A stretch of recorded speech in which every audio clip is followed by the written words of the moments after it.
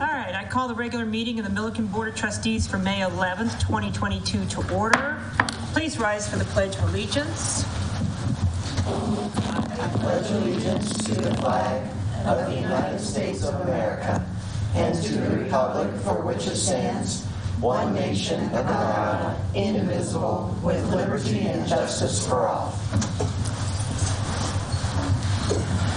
Thank you. Will the town clerk please call roll? Trustee Beckman? Here. Trustee Dean? Here. Trustee Lane? Here. Trustee Rodriguez? Here. Trustee Wakeman? Here. Mayor Pro Tem Ehrlich? Here. Mayor Austin? Here. Agenda. Does anyone have any additions or deletions to the agenda? Yeah, Mayor, need to add, I guess it would be number 12A. After executive session, potential action taken regarding discussion of the executive session from legal advice. All right. And I believe we have a citizen that wants to address the board. Do you want to put them under discussion or citizens' comment? Doesn't matter to me. Say citizens' comments. Okay, we'll put them under citizens' comments. So we've got one adjustment to the agenda. I'll take a motion. Take a motion. I move to approve the changed agenda. Second. Town clerk, please call for a vote. Trustee Dean? Yes. Trustee Lane? Yes. Trustee Beckman? Yes. Trustee Rodriguez? Yes. Trustee Wakeman? Yes. Mayor Pro Tem Ehrlich? Yes. Mayor Austin? Yes. Motion carries. Thank you.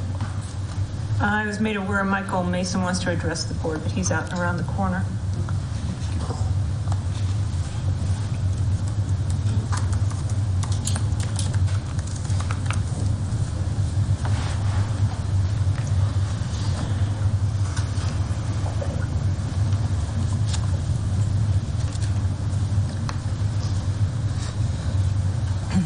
Hi, if you could please approach the podium, state your name and address for the record. My name is Michael Mason. My address is 771 Stagecoach Drive, Milliken. Okay. So I'm here. I rent 5 truck lots here in the town of Milliken.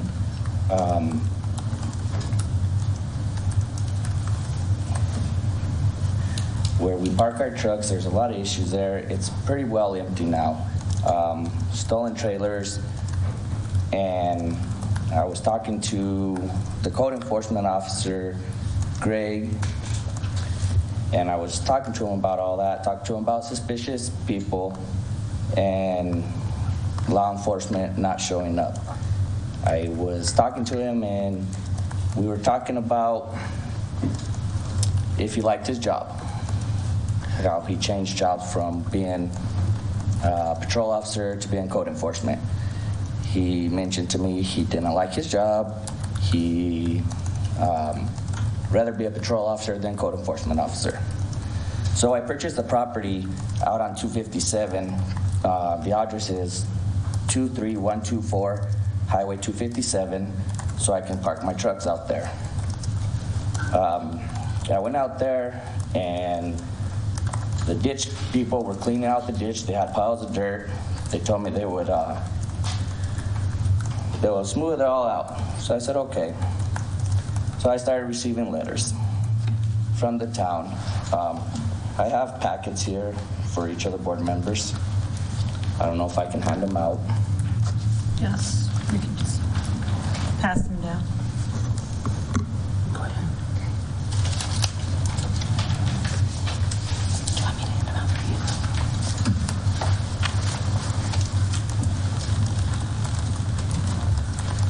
In the packet, there's notices of violations.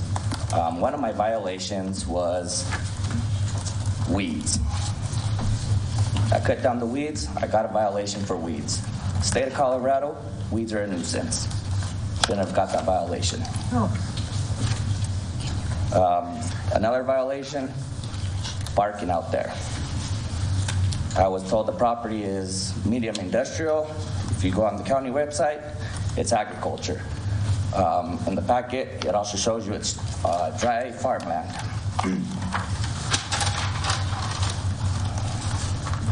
So I received the notice of violations, cease and desist order via certified mail, which is also in the packet so everybody can see it. I went in and talked to Pepper on May 9th, didn't get nowhere. I went back in to talk to Pepper on May 10th because I thought I would just file out for permits. They want me to pay thousands of dollars in permits. I don't think that's right. So I'm here in front of all you guys to present this case. Okay. Give us some, I'm sorry. When I was walking out of the town hall, I told Pepper I will be speaking with the mayor. She mentioned I can speak to whoever I need to. Okay. All right. We're just trying to read the documentation, so just give us a minute here, please.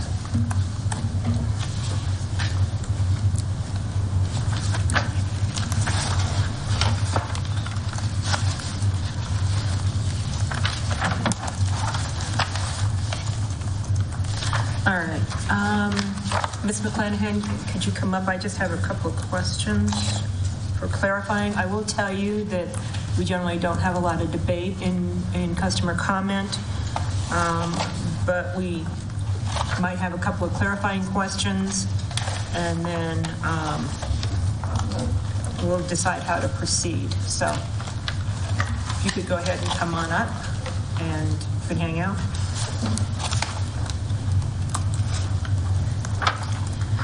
Okay. Good evening, Mayor and trustees. I'd like to note that we do have our certified floodplain manager on Zoom also for any specific technical questions you may have. So I know that our zoning map says that this is industrial, but the Weld County shows it as agricultural. Could you explain why there's a difference in what's on Weld County's site and what our zoning map shows? Certainly. The county assessor identifies land use, not zoning. That's completely up to the town's jurisdiction. So my understanding typically is that they assess property taxes based on the use and not necessarily the town's zoning. Mm-hmm. The only other thing I'm aware of that affects that might be if the property's subdivided, regardless of whether, it's currently an ag use. They normally assess that at some type of a residential rate, is my understanding. But that's the difference. The county doesn't look at our zoning. They look at land use and taxation.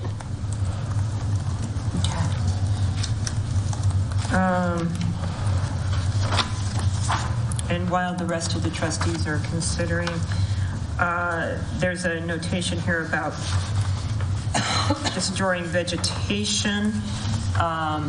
We do have a weed ordinance. Is there a problem with removing, what is the issue with removing vegetation off this property? So any work activity in the floodplain or the floodway requires a floodplain development permit. Even weed removal? Yep, because it's grading. It's potentially changing the elevation within the floodplain. And Troy, if you have a better explanation of that, feel free to chime in. Sure. If I'm understanding the question right, if it's mowing, I would say that would be an allowed use because you're not changing the grade, but if there's any type of grade or elevation changes, then that's when it would cause the need for a flood hazard development permit. Okay, and is this in the floodplain or the floodway? Part of the property is in the floodplain. And part of it, a large part of it is in the floodway. And again, I'll defer to Troy to backfill for me. We have to rely on best available information, which is the remapping effort that has been ongoing through the county. And, excuse me, is very close to being adopted, the new FEMA maps, the revised FEMA maps, based on hydrologic mapping and studies of changes to our rivers after the 2013 flood. So we look at the preliminary floodplain maps, which incidentally we sent out about a year ago, right, Troy? We sent out the preliminary letters that are required of the town to the property owners who are having changes of their property. I don't believe Mr. Mason was the owner at that time, but the previous owner received that information along with links to go out and see how the property was going to change. Should the previous owner have made Mr. Mason aware this was in the floodway? That would have, I can't speak to the real estate process, but I had at least 2 in-person meetings with the previous owner who was very concerned about the mapping changes that were occurring, taking a significant portion, he felt, of his property from the floodplain into the floodway. So he was aware. He came in response to the letter that I was mentioning that was sent, that we're required to send as part of our participation in FEMA and the National Flood Insurance Rate Program. General questions from the board? I got a problem with the town dictating that somebody can't park on their own property. So the section of our code, and we're consistent with this, indicates that any use in multifamily, commercial, or industrial zoning requires a site plan. So parking would include that use. So we do need a site plan. It's not even a developable lot right now. How can you require a site plan on a piece of dirt for parking? I understand our So regulations. I guess I don't agree with it, number one, with that portion of the code, with the location of where the property is, and I don't agree with the town dictating what I do with my vehicle on my property. So if there is a way to put a variance to eliminate that for this case, I would be willing to take a look at that, because it's not our job as a town board to dictate who parks on their property. West Rock parks vehicles on their property. FEMA doesn't have any problem with people parking on property, is that right?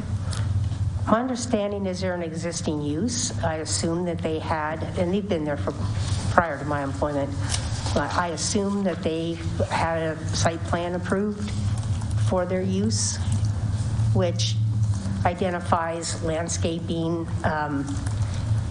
parking, any of the requirements of the code for use of a property, fencing, whatever they submitted on their site plan.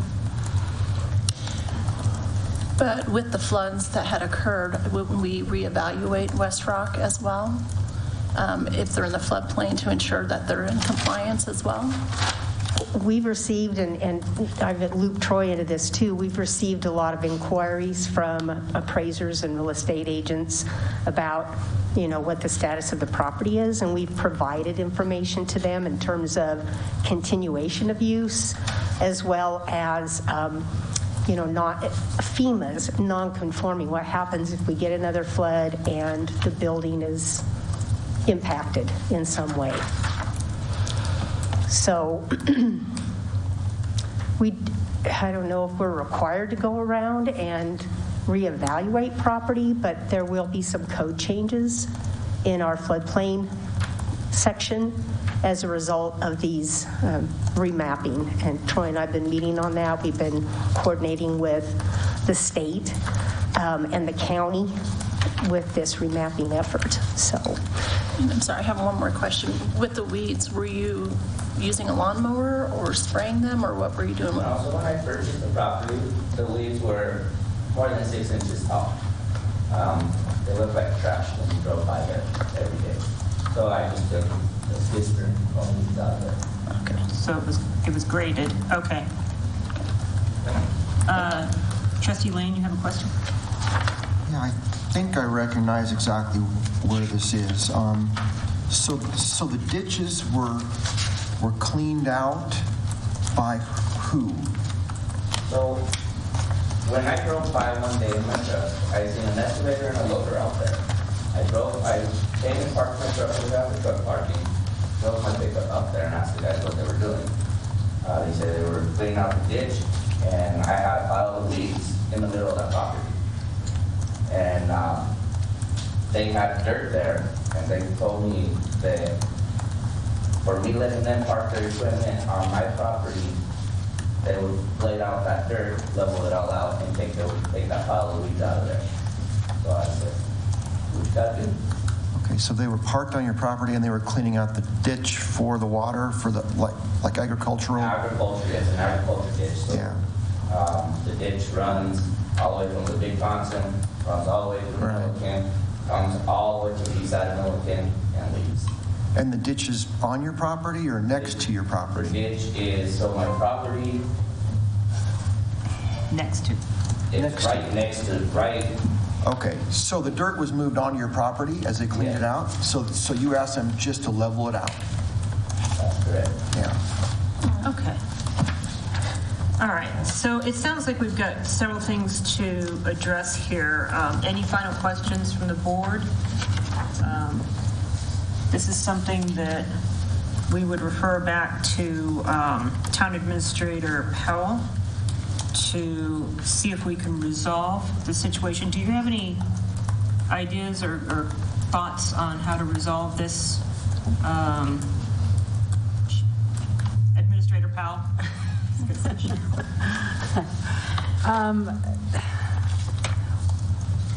That would be difficult because right now we're following our code, what our code tells us to do in a situation. So we would have to, I would have to talk to Pepper and Troy and see if there is a solution that we could come up with that would work for everyone. Okay. But and currently, we're doing as our code says. So on the site plan, the filing for that is, how much is the cost of that approximately? Excuse me, I believe it's a $500 application fee and the $2,000 deposit, which is used to offset review costs by our consulting staff, town engineer, and our certified floodplain manager. What's not used out of that $2,000 is refunded. The application fee for the flood development permit is $100, and I believe there's a $500 deposit for that, for the review, for the reviewers that expense to the town. I say one more thing. Mr. Mason, you might want to come up here to the mic. Yes. So that, If you guys review in the emails, Troy actually sent an email that said, you are allowed to park vehicles out there. And it was sent to Sherry. And it's in the packet as well. I did see that. I don't think that he should be fined for something that, Oh, he's not being fined. okay. Well, okay, good. So what's the size of the lot, Mr. Mason? The size of the lot is 1.85 acres, roughly 80,000 square feet. And you're just wanting to use this to park vehicles on? To park my truck on. If you also look, there's a map in there, a FEMA map that I pulled up today off of the FEMA website. You can see the difference between all the maps. There's flood, there's a floodway, which is the lines at the bottom of it, and the blue is a hazard flood area, but it's not a floodway. And that came straight from FEMA when I was on the phone, and the lady's name was Michelle. I have one more question while you're there. I didn't quite understand what, you said you have 5 lots out here that you don't use anymore? So I have 5 lots out here. I was planning on not using them. And what's When the all this reason stuff that you're started not- happening, I'm keeping my trucks out there. And what was the reason you're not using them? The reason why I'm using these over here at the truck lot is to keep, because I can't park out there. If I could park out there on my property, I wouldn't be using these lots over here. Okay. All right, so Administrator Powell, in addition to following up on this situation and then let us know what you're able to do, I'd like you to follow up with the police department. Do we have a police report on this stolen trailer? And what was the investigation? Is Chief sitting in here? Yes. Oh, there you are. I'm looking at Chief because I don't know. Come join us. I didn't see you back there. I apologize.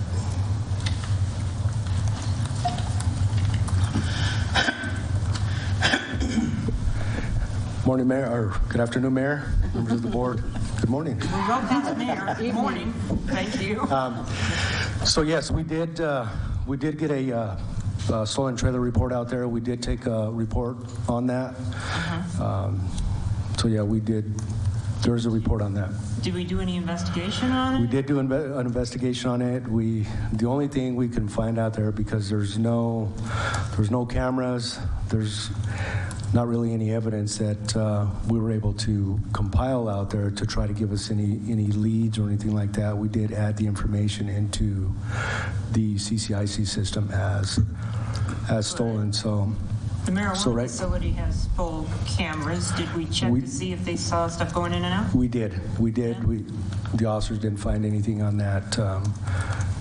So we did our diligence in trying to see if we saw anybody out there, but it's pretty dark out there. There's not too much lighting out there, and it's just. I thought we installed lights. Didn't we? We did not install lights. No, there's no lights out there. So yes, we did do our diligence. We did investigate it thoroughly. And so right now that trailer is entered into our system, into national database as stolen. Okay. Do we have power out there? 4 lights? I thought we ran. I'm not sure. Trustee Ehrlich, that would be a question for Keith. I'm not sure. There's a transformer probably 50, 60 yards away. Not too far. That's on the pole. And do we have a site plan for that property? For our property? Yeah. I don't know. I mean, how been that can we way. retire somebody else to have a site plan when we don't even have one for ours? Because that was put in by Bill, gravel and Bo, gravel dumped out there, spread it around with a grader, and we started parking trucks there. That's a good question. I do not know the answer to that. Okay, so that's another follow-up item. And then Chief Garcia, do you know how many spaces are open that are not rented out there? So currently, I did have our code enforcement officer go through the entire list. He called folks. I believe he also spoke with Mr. Mason, talked to him about his lots out there. We got about 9 lots that are available currently. Okay. One of the things that we did find, though, after calling folks, we did find that there's some folks that are allowing others to use their lots that do not live here in town. And I mean, when this was first opened to the truckers, it was more for our citizens because, they drive truck all day, they want to come home, shower, get a good meal, and then get back on the road. So that's one of the things that we did find is that there are folks that are renting those lots to people that, or I shouldn't say renting, they're allowing folks that do not live here in town park on those lots, and it's not fair to our citizens. No. And so that's one of the things that we did find. And can we take a look at our agreement and make sure that we have in there a clause that says no subletting, no allowing others to park in your space, and follow up on that one? So at one time we talked about improvements out there and looking into things. Did we ever follow up on that? Get anything? I thought we were going to mark the spaces better and put crushed concrete out there. That's why I say there's no site plan out there. Right, but we didn't do any of much of the improvements that we were talking about either. Apparently, then. I will say this though, if I may. It's been cleaned up. Public Works did go out there. We did receive a complaint. Mayor, I believe you're aware of that complaint as well. There was a lot of trash thrown in the back, the east part of that lot. That was all cleaned up. They did throw the crusher fine, I believe it was, threw that out there. The place looks nice, and it doesn't look trashy. It's a nice area, but some lighting would be good to kind of see. But the area looks nice, and Mr. Mason, he's helped out a lot with calling, letting folks know, being kind of a contact person out there as well for the truckers. So we do appreciate that. And can you follow up on the suspicious person report? Suspicious vehicle?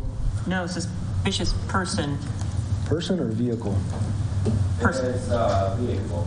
Oh, vehicle. It's a vehicle. Oh, it says person. Yeah, we did follow up on that. There was a vehicle that was parked out there that was it the red one? I think you're the... There was a red car. The license plate, you couldn't read the license plates, they were all scratched off. I actually chased them out of town. Well, there was a red vehicle parked out there. We did tag it. They ended up moving out of there, so that it was tagged. All right. Board have any other questions? Any other direction for Administrator Powell? I do. I have Yes. a question. Is the issue the parking, or is the issue the regrading of the lot? The issue was it was really kind of a mess out there. And the reason why we opened up the lot in the first place, it's a lot the town owned, is to allow people that live in town. No, I'm talking about his. Oh, his. Oh, was the issue the grading Yes. and the use? Or the parking he has, right? Right, the grading and the use. The So grading? currently the grading, because it's in a flood plain way, both, because that changes elevation. So you can't add fill, you can't take away. And the issue is with the use. Currently, it's not used for anything. There's no building on it or such. Well, I read the notice, and I didn't see where it dealt with parking, but only with grading. Is that, or did I miss that? Well, there's an email in here that says from Troy that he can park there. Yeah, that's where. So, That's my point that I'm trying to clarify, is that the grading, I understand. You can't change the elevation of a lot, and whether they did it purposefully or not, it doesn't matter. If it's in the floodway or floodplain, you need a Army Corps of Engineers permit to change elevation. Correct. Is that what the issue is, or is it both? That is part of the issue. What's the parking issue? The parking issue is because any use from our code is that there's been no site plan submitted for a use on that property. I see what you're saying. I'm like Laron. Parking, yes, but it's they're driving on it. It's not a permanent activity. It's temporary, as opposed to building a building or putting in concrete or Correct. Whatever. So we'll talk and we'll see. Just wanted to clarify. I saw the issue about the. Yeah, to me, grading the most is- serious thing is changing elevation. Yes. Because of the impact it could potentially have on the rest of the residents. They carry, was it National Flood, the National Flood Insurance Program? Yeah, NFIP.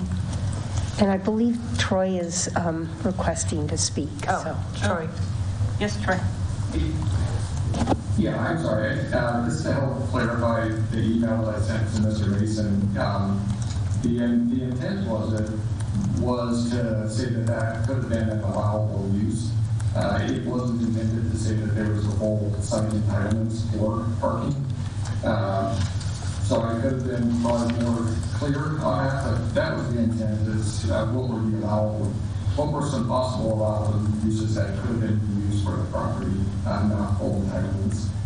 And one of the things with parking within a floodplain and a floodway, you need to make sure that they're legally able to be moved in case a flood does occur. So that they have to be licensed and insured and all that type of stuff to be moved on public roadways. So I just wanted to make that a little clarification. So Further we comment? had same issues down here in the trailer park. Correct. They brought in dirt when they brought new trailers in, built it up. And did we have site plans for all that stuff? Yes. So, Troy, were you working with the Evergreen Evergreen Mobile Home Park on the elevation that was raised for the mobile homes after the flood? This is with Tim Solomon? Yes. Yes, Tim Solomon. Yeah. So the difference on that one is they were just within the flood plain. And within the floodplain, the defined floodway adjacent to it, you can build within the flood, those fringes, and then you can raise your structure 1 foot above the flood, the BFE, which is the base flood elevation. So once you get into the floodway, that is where you're really getting into the place where you really can't bring in any fill or anything, because that changes elevations or described elevations downstream and affects your neighbors.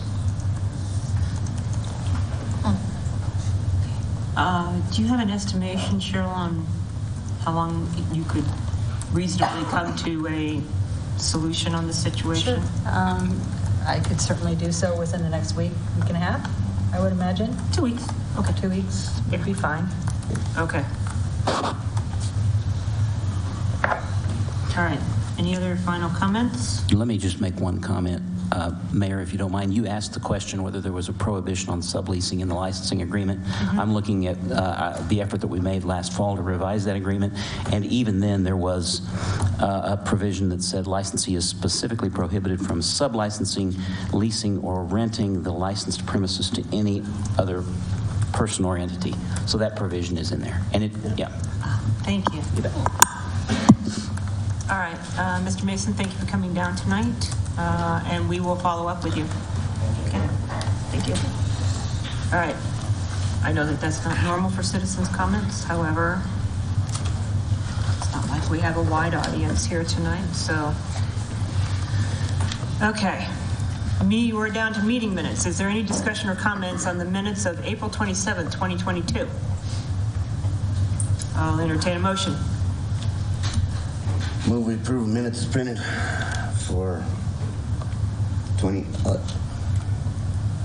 April 22nd? 27th. Excuse me.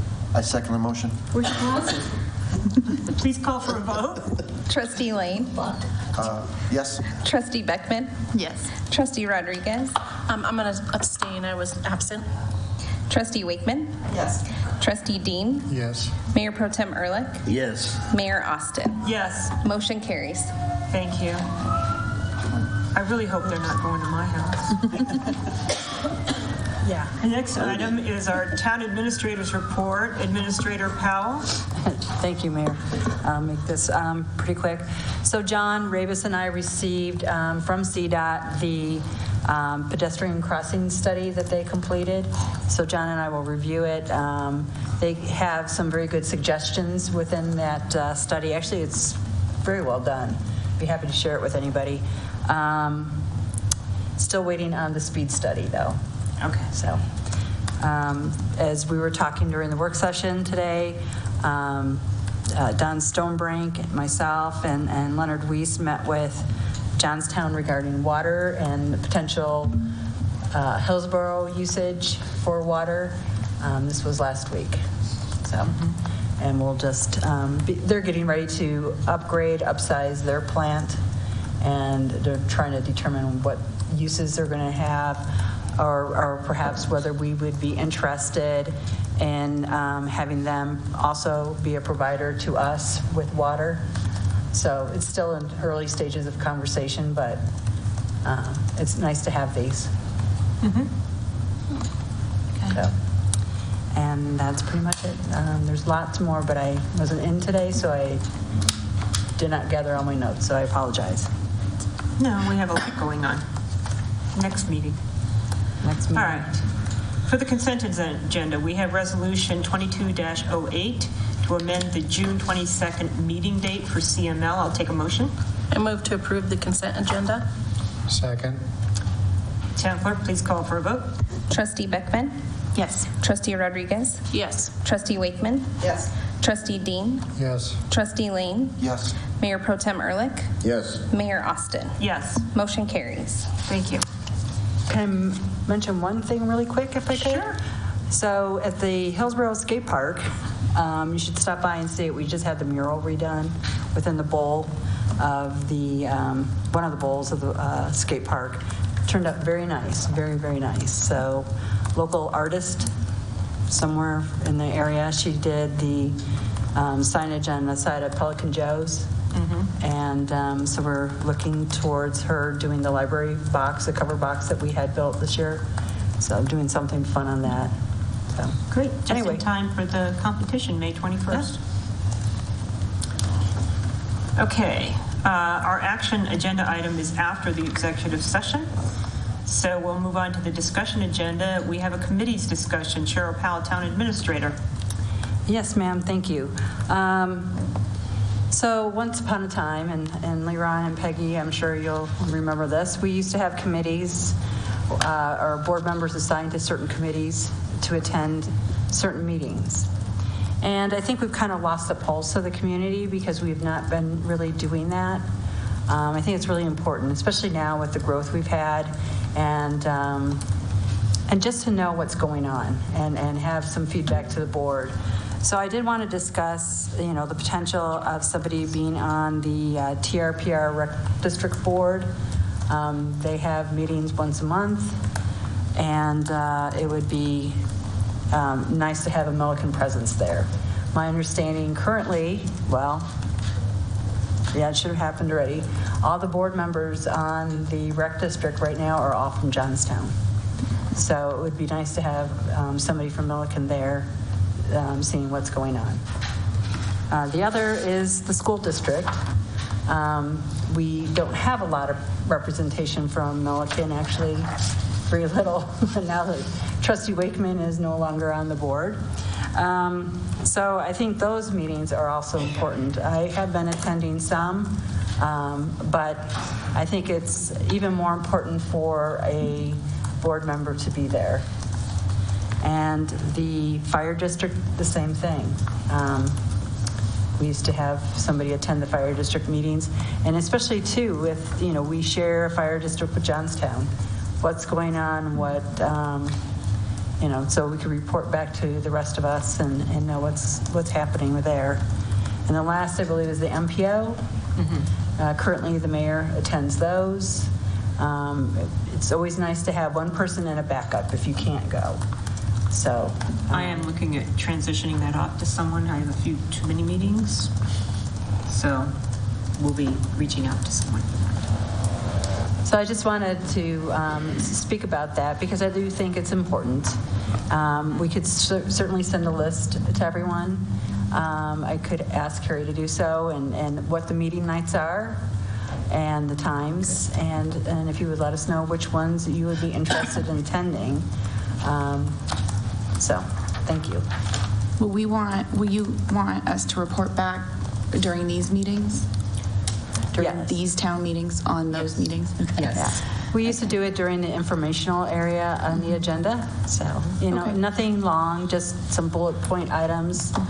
Or, if there's something big going on, of course, longer. But I did go to the school board meeting last week. So I can share a little bit at some point or now or whenever, if you'd like, but nothing huge. So we'll do the information agenda right after the sounds good discussion, and we'll probably ask you about that. Okay. Anything else on the Committees? No, ma'am. County Administrator, were we going to? Oh, yes. I am so glad you said that. So we have the comp plan coming up. Yes. So we do need a few board members to partake in that. So when the kickoff is in June, I believe that they'll be here. Yes, the first 3-day visit from our consultants will be June 14th through the 16th. We've sent out notice that we'll have a joint work session with the elected body and the appointed planning commission on the 15th, and we'll have steering committee meeting in between there. So we would really appreciate having 2 members of the Board of Trustees appointed to that steering committee. So we have continuity and communication between those activities and back to the board. Okay. Thank you. Perfect. Sorry. Thank you. That's Pepper. Okay, now we have a guest speaker on our discussion agenda for the Via Mobility pilot presentation, Corey Schmidt from the North Front Range Metropolitan Planning Organization. Come join us.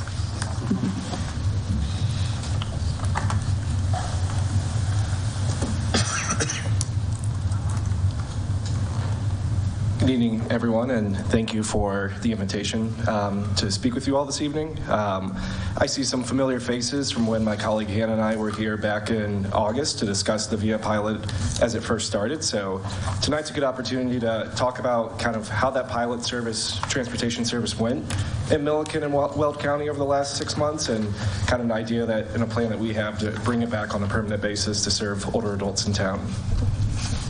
Go to the next. Oh, perfect. So for a little bit of context, so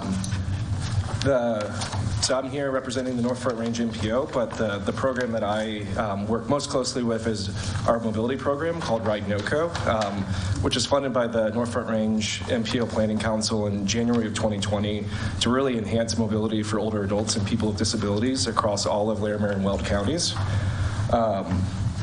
So last spring, Via Mobility, which is a nonprofit transportation provider out of Boulder County, but provides service all up and down the Front Range, had a windfall of COVID federal relief funds, and they were like, there's no way that we're going to be able to spend all these funds before they expire.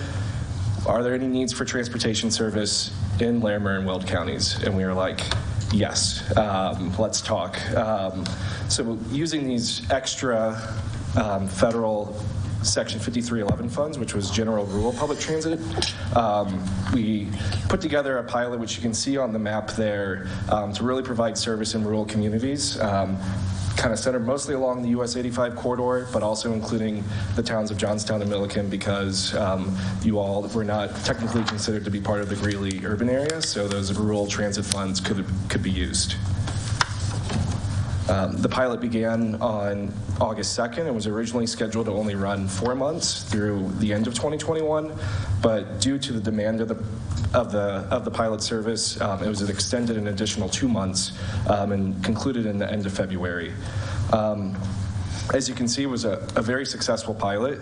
It exceeded all of VIA's expectations for service, and we went out and communicated this pilot saying, this is not a sure thing. Don't rely on this for the long term. This is going to be a 4-month project, but we had 74 riders register, over 450 trips over those 6 months, and 70% of riders were over the age of 60, and 42% of trips were for medical or doctor's appointments. As you can see, Milliken was one of the most popular communities served by the pilot, just behind Fort Lupton, Platteville, Johnstown, and unincorporated Weld County, and we think that really reflects the good relationship that we built with Kathy, the senior center coordinator, to really make individuals aware of the service in the Milliken community.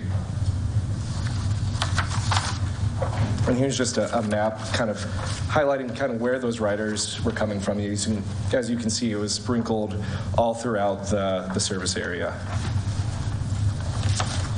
So the service ended at the end of February, and since that time, we've been working with VIA in Weld County to identify some ongoing funding support to bring the service back permanently.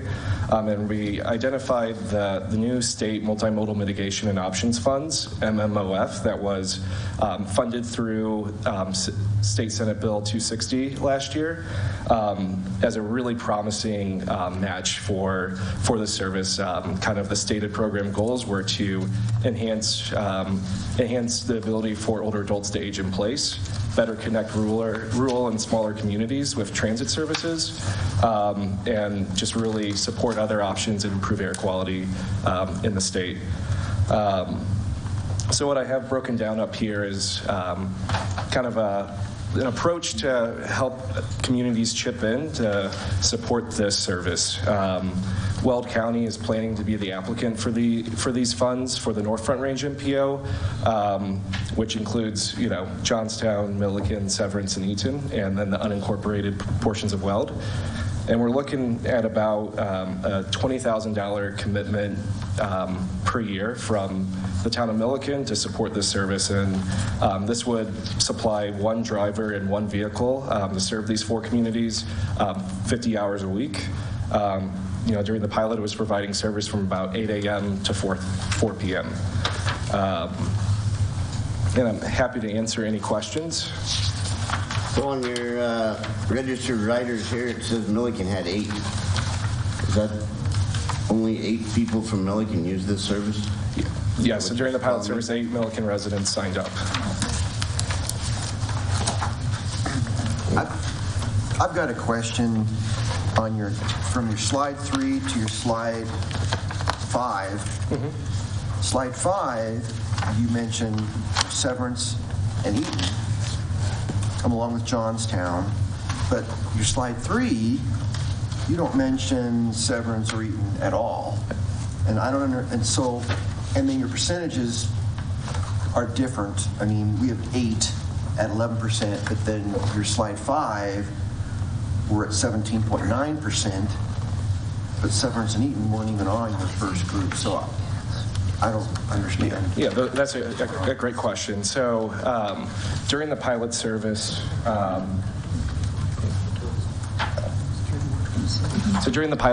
it only served the area seen on this map. So due to bureaucracy, these state MMOF funds are funneled from CDOT through the North Front Range MPO for the urban communities in Larimer and Weld counties, and then the Upper Front Range Transportation Planning Region for those communities outside of the MPO boundaries. Because of that, we had to make 2 separate applications for these funds, and the Upper Front Range communities, so there are 9 Weld County communities in the Upper Front Range area that are prepared to chip in to support the service. We thought it wouldn't be fair to just where they get to spread the local match among 9 communities in Weld County. To split the cost of the service just among Johnstown and Milliken felt a little unfair and really would have you all shouldering much more of the load. So Weld County had reached out to Severance and Eaton to see if there was interest in kind of joining into the service to kind of really keep costs lower for every community and kind of have a dedicated vehicle for this region. Because Severance is quite a ways away.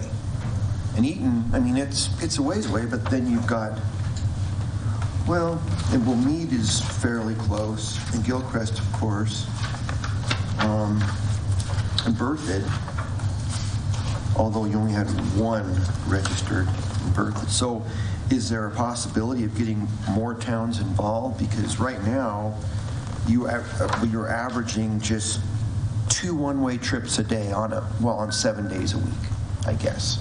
Of course, it wouldn't be 7 days a week, probably. It'd be 5 days a week. 5 days a week. So it's a little bit higher than 2, maybe 3. And the expectation is that the service would grow with the understanding that it would be, permanent, at least a 2-year basis.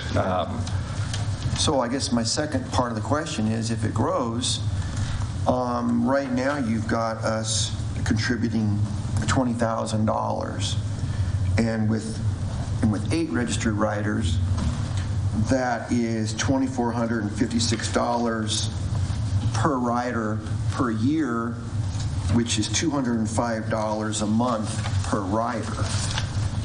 So as the ridership goes up, what do you foresee us having to contribute to this? So this price is based upon, so VIA does not charge fares. Most of their service, is kind of door-through-door service, especially if people have difficulties getting out of their home. So it's charged on a per-hour basis, so about $90 per hour. That includes the driver's salary, the deadhead miles. That includes the cost of providing the service. So that's kind of their total loaded cost per hour. So the more riders that were enrolled and enlisted, that cost per rider will get spread down, or spread out and go down, I should say. So do you carpool the trips if there's several people in one area?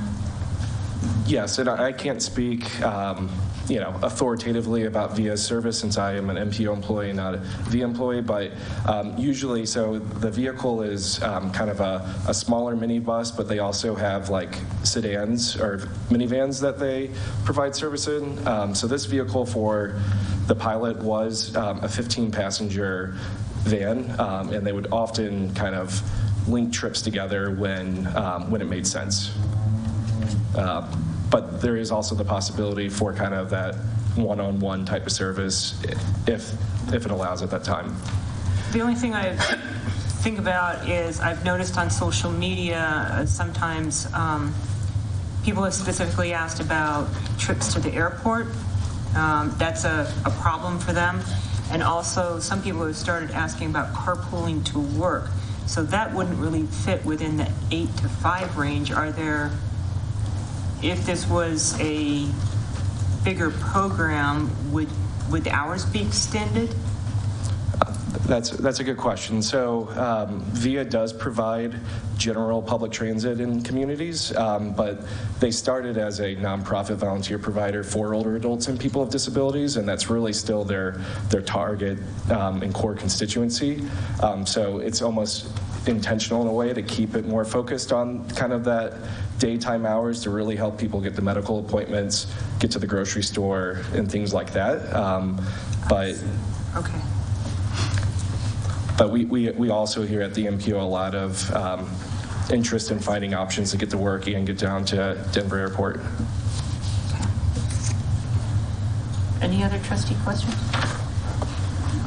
Really quick, so this is free? It's a free service? They accept donations, but they don't charge any fares. Okay.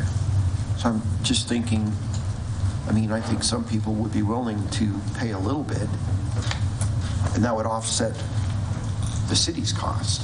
Mm-hmm. And as ridership goes up, we just can't keep on spending more and more money. There's no limit. So I would think that some kind of a minimal fee would be beneficial to both the city and to the riders for the service. And I would be happy to connect with the operations director at VIA to see what kind of, if a suggested donation could be part of the service.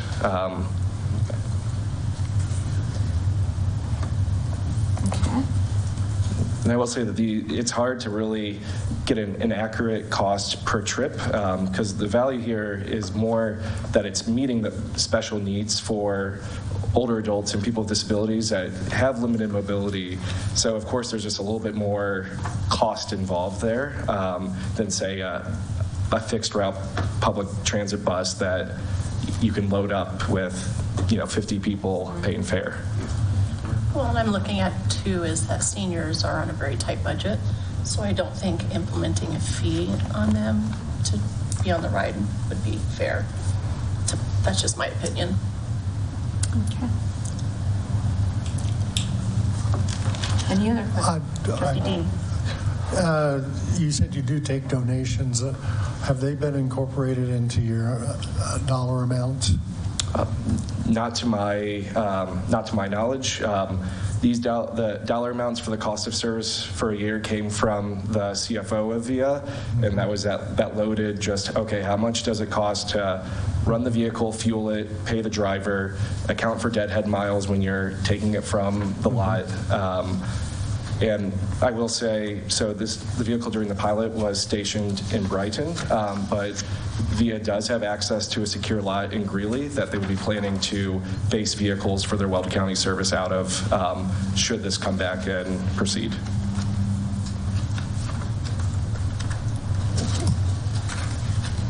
Have they gone to Windsor with this? We have not gone to Windsor with this, and for a couple of reasons. So the pilot was for rural general public transit, and the town of Windsor is part of the Fort Collins Transportation Management Association area. Okay. Very jargony that says it's an urban area, part of Fort Collins, and therefore kind of off limits for bringing kind of additional service providers into. Okay. I think that Severance would be part of that too, because, I mean, they're kind of north, and they're a lot closer to Fort Collins and to Windsor than we are. I don't know. Yeah, and who knows what changes the census will bring as they continue to kind of work through crunching the numbers. But as far as the 2010 designation, Severance was not included in the Fort Collins TMA. And then they're also not part of the Greeley urbanized area, so they're eligible for rural public transit funds. Although for these state MMOF funds, there's no kind of urban-rural distinction. So they're currently not running? The service concluded on the 28th of February. VIA received $100,000 in federal Section 5311 funds to contribute to the service in Weld County, but they're really waiting to have some confirmation that there's going to be local support coming to bring the service back. But I know people have been devastated that the service ended. We've heard stories of people having difficulty, visiting loved ones at assisted living facilities in Loveland that they had relied on VIA to kind of assist with. So we're trying to move quick, but we also understand it takes time to work through these processes. You may have touched on this, and I may have just been reading. How do they book your service? Yeah, so I really condensed this from kind of the overview. High level, right. Presentation. So VIA has a call center with mobility specialists. So you can call in usually a day in advance, but if availability allows, you can call same day and get service. They also have, for some of their service communities, they do have an app as well that you can request rides on, but I'm not positive if that's system-wide yet. Okay.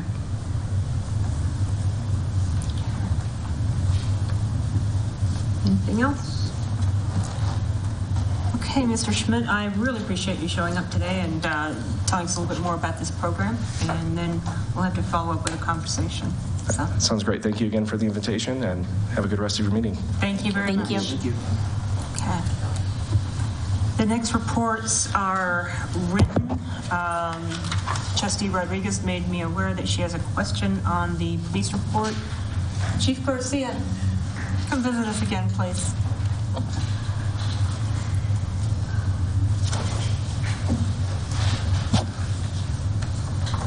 Hi, Chief. Just real quickly, with regard to April code enforcement, of the citations and warnings issued, how many of them have been resolved and how many are left open? Let's see. So just by looking at the numbers, we have 27 citations that were issued, 23 warnings. As far as a percentage goes, I'd have to get back with you on that to see what percentage was taken care of, what wasn't, what's still outstanding. So I'd have to get back to you on that. Okay. And just, I guess, with regards to the ones that are open, what are we doing to expedite them to be in compliance? So the main thing about open citations, or open, I shouldn't say citations, open code stuff. It's a matter of following up. If we give somebody 72 hours for a violation, it's a matter of the code enforcement officer going out there and following up and making sure that that is taken care of. Okay. Thank you. You're welcome. Can I just add something to the, earlier we were talking about the truck lot. We've had one stolen trailer out there. There hasn't been any criminal activity out there as far as, I think the trailer, I think it happened a month or so ago. There hasn't been, the activity out there is very, very low. So I just want to let you know that. And I think, when we talk about broken window theories, one of the issues with that truck lot is, it started becoming dirty, messy. It just started looking like, it looked just pretty crappy. And one of the things that we did, the town did, is we cleaned it up. And so the code enforcement officer went out there. He got all the folks that were on the list, made them come in, re-signed their contracts to kind of clean it up a little bit, because we did have kind of a mess out there, a mess with the files. So we did clean up a lot of the files, and that's cleaning the files up. That's how we found that there were people out there letting other truckers. And the previous, the person that was up here had 4 truckers that he was letting park in his lot from Gilchrist and Platteville. So, so that was the whole reason the code enforcement officer was out there and talked to him. So now that we know that that's not allowed, are they going to be cited for that? Or, yes. Yeah. Okay. I was just wondering, it would be nice if it was lit. Yes. And if we're running power out there and spending the money to put a couple lights, it'd be smart to put a couple cameras too, one at each end or something that are on the light poles. I think it'd be a smart idea. Well, I think we'd have to take a look at the cost of that. Yeah, the I cost- signed the cameras, the checks for the cameras for the dog park. They weren't cheap. Maybe in the future then, something to think about. Yeah. It definitely is, and I think we can certainly check into lighting out there and see what it would cost us to erect a pole or two.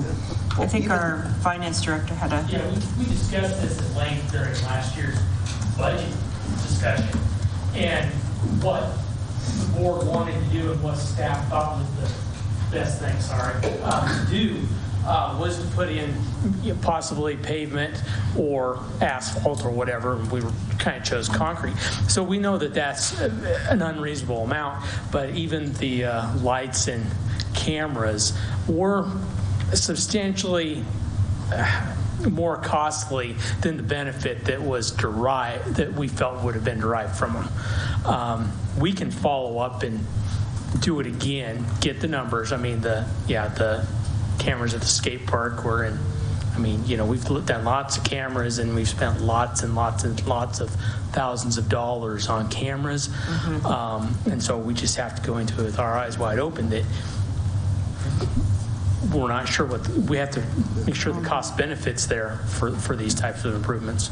How much do we bring in a year on that truck lot? Do you know offhand? I don't know off the top of my head. It's $575, I think, a year. Anyway, I can get back to you on that. Okay. But I believe it's not a lot. We're bringing in a decent amount of money from these guys. It's not what it should be, but we need to show some kind of improvements out there for what we're bringing in. Well, and that's why we put down new gravel, accumulate it, cleaned it up, and all of that. Right. No, I think we can look at lights. I think cameras may be, something that's down the line, but certainly see about at least a light. I was going to say even lights is a deterrent, right? Right. Even if we did motion sensors, so they're not on all the time, but we could use solar or something. We can check on that and we can come back to you with the cost of that. Well, if we're improving the street, should we have street lights? Street lights out there? On on both streets going east and west mean and north on- and south?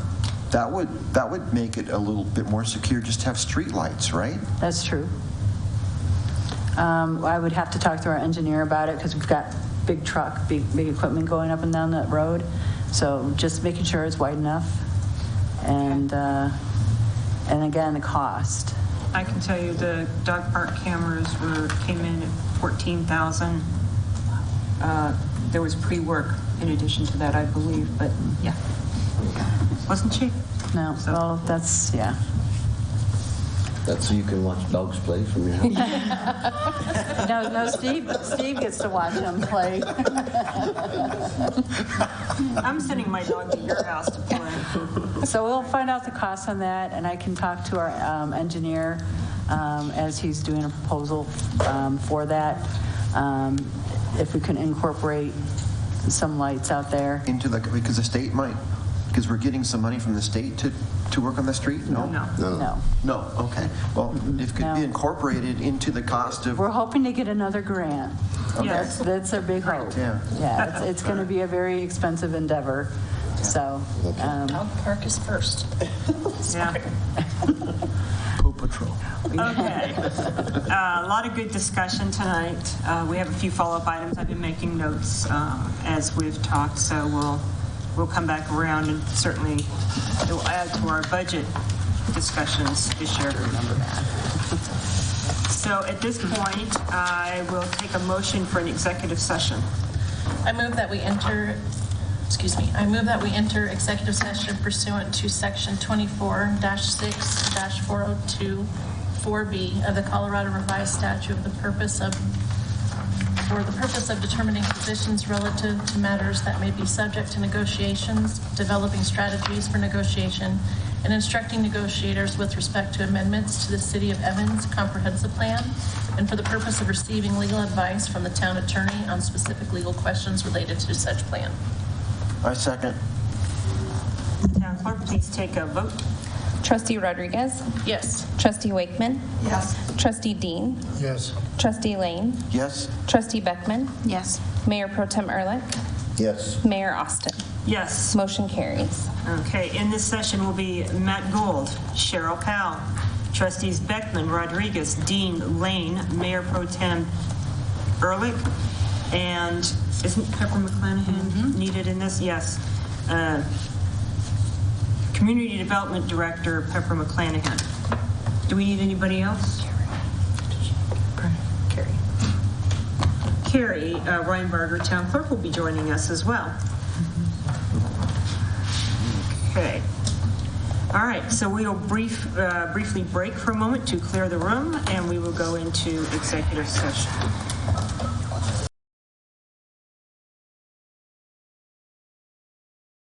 All right, we're back on? Yep. Okay, Town Attorney, I'll take the motion as it's written, please. Thank you, Mayor. So I am reading a motion that I have drafted for board consideration. I move to authorize Mayor Austin to notify the City of Evans of Milliken's objections to Evans Community Master Plan and to request mediation. So moved. And seconded. Town Clerk, please call for a vote. Trustee Wakeman? Yes. Trustee Dean? Yes. Trustee Lane? Yes. Trustee Beckman? Yes. Trustee Rodriguez? Yes. Mayor Pro Tem Ehrlich? Yes. Mayor Austin? Yes. Motion carries. Thank you. Hearing no other business before the board, I'll take a motion to adjourn. Motion to adjourn. Second. All in favor? Aye. No nays? So moved.